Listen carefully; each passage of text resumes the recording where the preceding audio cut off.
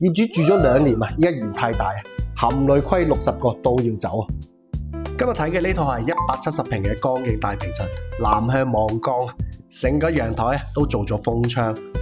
全屋走嘅係現代簡約風，業主本身就係後生仔女，所以裝修睇落去就好有活力，唔會老氣沉沉。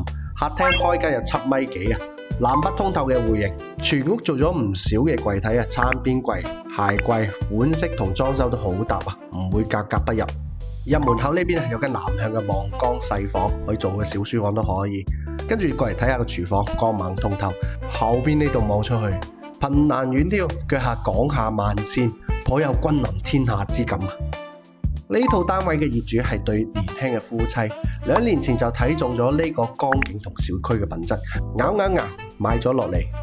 點知住下發現屋太大，打理起身真係好費功夫啊！索性決定戶套細啲嘅，就算是少少都要走啊！真係有啲可惜。話時話呢間170方4房望江單位，景觀 OK， 小區素質唔錯，戶型夠大夠通透，住起身肯定夠舒服。大家覺得呢套房點呢？歡迎喺評論區講下你哋嘅睇法哦！